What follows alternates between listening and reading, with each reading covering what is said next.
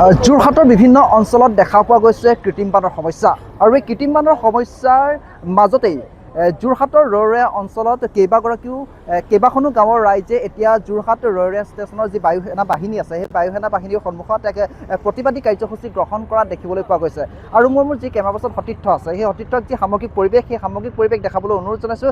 এনেদৰেই কেইবাটাও গাঁৱৰ ৰাইজ আহি উপস্থিত হৈছে আৰু এয়াৰফ'ৰ্চ ষ্টেচনৰ যোৰহাটৰ যি সন্মুখ সেই সন্মুখত এনেদৰে যি প্ৰতিবাদ সাব্যস্ত কৰা দেখিবলৈ পোৱা গৈছে।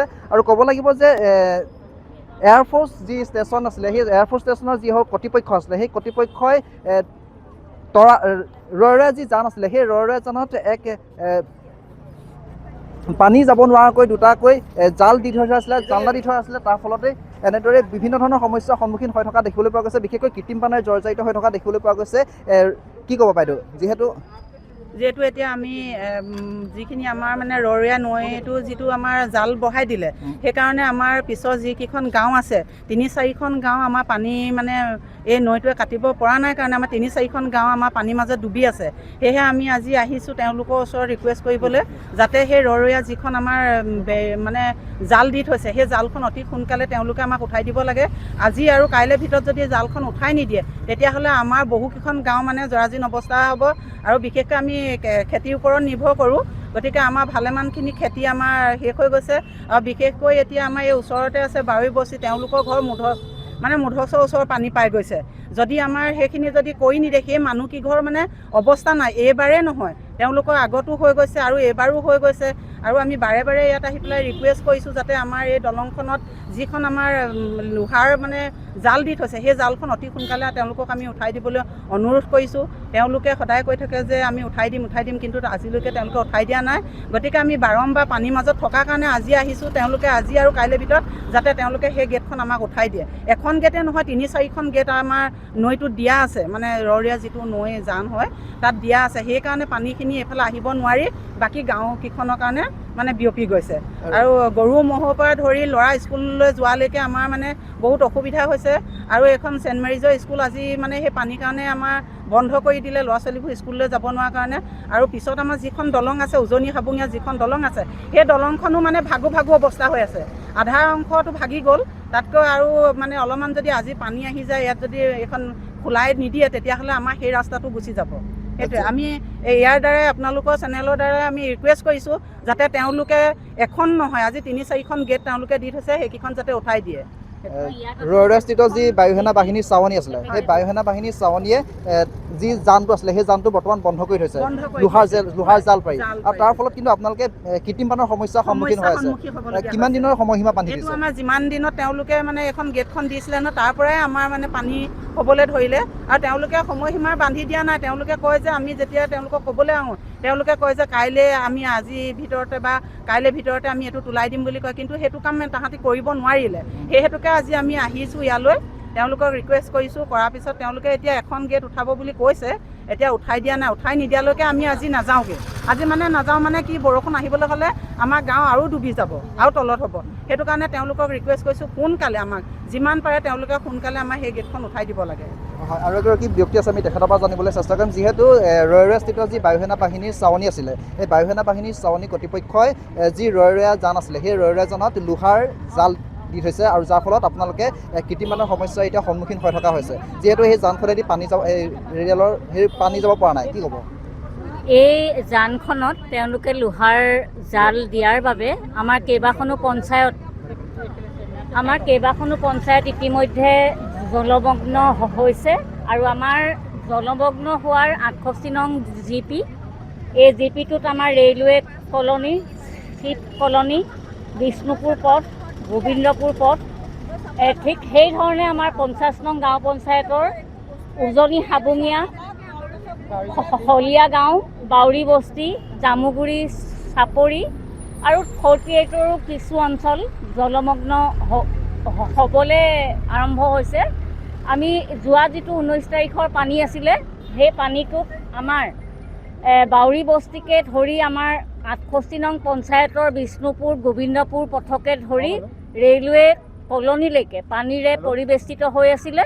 আৰু মানুহখিনি যথেষ্ট, যিহেতু আমাৰ ইয়াত এনেধৰণে পানী নহয় আগতে, এইবাৰ প্ৰথমবাৰ হৈছে। আৰু প্ৰথমবাৰ হোৱাৰ বাবে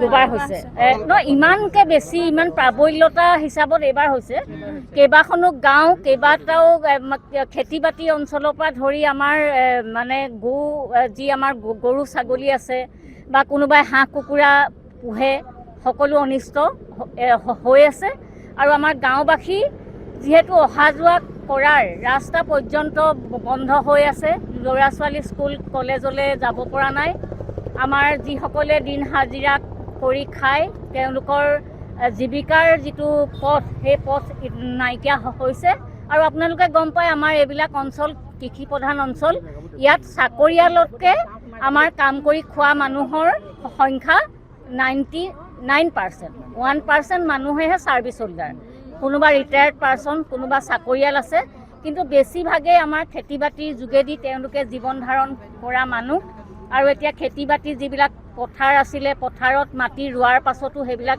ধ্বংস হৈ গ'ল আৰু কঠীয়া আজি এসপ্তাহেও পানী তাত শুকোৱা নাই সেইখিনি পুনৰ ৰুব পৰা নহ'ব আৰু গৰু ছাগলীকে ধৰি কিমান বস্তু হেৰাইছে আৰু আমাৰ বাউৰী বস্তিত ঘৰবিলাক প্ৰায়বিলাকেই 99% ঘৰ কেঁচা ঘৰ আৰু তেওঁলোকৰ কেঁচা ঘৰবিলাক এতিয়া মানে একেবাৰে অৱস্থা নাই পানী শুকোৱাৰ পাছত তেওঁলোকে ক'ত সোমাবগৈ আমি সেইটো ঠিক ধৰিব পৰা নাই আৰু বাকী গাঁও অঞ্চলতো যিবিলাক আমাৰ পকা ঘৰ আছিলে পকা ঘৰত প্ৰায় এডিঙিলৈকে পানী হৈছে আৰু এতিয়া আমাৰ কোনোফালে উপায় নাই আৰু আমি এটা কথা আচৰিত হৈছোঁ যিহেতু প্ৰাকৃতিক যিবিলাক ব্যৱস্থা আমাৰ নদী জান জুৰি যিবিলাক আছে সেইবিলাকক ভেটা দিবলৈ ইমান ডাঙৰ ডাঙৰ ডিপাৰ্টমেণ্টে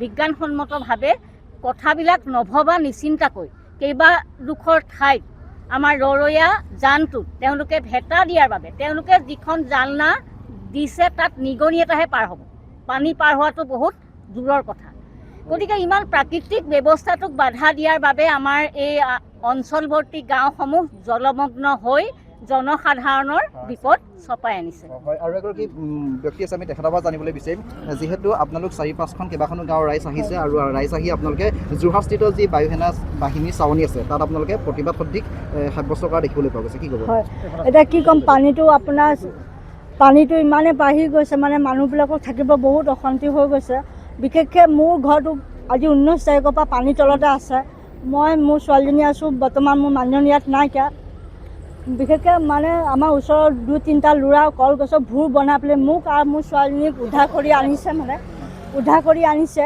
বৰ্তমান 19 তাৰিখৰ পৰা আমি এটা লোকৰ তাতে লোকৰ তাত কিমান আমি এইটো সাৰ সহজে একো পোৱা নাই মানে এনেকুৱা হৈ গৈছে মোৰ আপোনালোকে গৈ চাব পাৰে এতিয়া মোৰ পানীৰ তলতে আছে মোৰ একো বস্তুৱেই নাই হয় গৈ চাব হয় তাৰপিছত ভেটাটো হৈছে কি আপোনাৰ মেইন বিশেষকৈ ইয়াৰ ভিতৰত মানে পুল এটা আছে পুলটোৰ পৰা মানে পানীটো জালি লগাই দিছে যদি সেইটো খুলি দিয়া হয় তেতিয়া পানীটো পাছ হৈ যাব পাৰে আমি সেইটোকে বিচাৰিছোঁ চবৰে সহায় কৰিবলৈ মানে অনুৰোধ কৰিছোঁ হয় ৰাইজে অভিযোগ উত্থাপন কৰিছে যে যোৰহাটৰ ৰৰৈয়াস্থিত যি বায়ুসেনা বাহিনীৰ চাৱনী আছে সেই বায়ুসেনা বাহিনীৰ চাৱনী কৰ্তৃপক্ষই যি ৰৰৈয়া জান আছিলে সেই ৰৰৈয়া জানত কিন্তু লোহাৰ এটা গেট দিয়া হৈছিলে লোহাৰ জাল দিয়া হৈছিলে আৰু যাৰ ফলত যি বৰষুণৰ পানী সেই বৰষুণৰ পানী যাব পৰা নাই আৰু তাৰ ফলতেই এই যি ৰৰৈয়াস্থিত কেইবাটাও অঞ্চলত বৰ্তমান কৃত্ৰিম বানৰ সন্মুখীন হ'ব লগা হৈছে এই স্থানীয় ৰাইজ আৰু তাৰ পাছতেই এনেদৰেই এই যি গেটৰ সন্মুখত প্ৰতিবাদ সাব্যস্ত কৰা দেখিবলৈ পোৱা গৈছে গাঁৱৰ ৰাইজ ওলাই আহিছে আহি যি বিভাগীয় কৰ্তৃপক্ষ আছে সেই বিভাগীয় কৰ্তৃপক্ষৰ লগত কিছু আলোচনাত মিলিত হ'ব আৰু তাৰ পাছতে যি সমাধান সেই সমাধান বিচাৰিছে স্থানীয় ৰাইজে আৰু ইয়াৰ পাছতে আমি যাম সেই বিশেষ অঞ্চলটোত আমি 10-9 দৰ্শকসকলক দেখাবলৈ বিচাৰিম কেনেদৰে যি যোৰহাটৰ ৰৰৈয়াস্থিত বায়ুসেনা বাহিনীৰ চাৱনীয়ে কেনেদৰে সেই জালসমূহ বৰ্তমান পানীৰ তলত আবদ্ধ কৰি ৰাখিছিল বা কেনেদৰে পানী যাবলৈ সেই জালসমূহ যাব নোৱাৰাকৈ সেই জালসমূহ পানীত এনেদৰেই থৈছিলে সেই বিষয়ে আমি দেখাবলৈ চেষ্টা কৰিম 10-9 দৰ্শকসকলক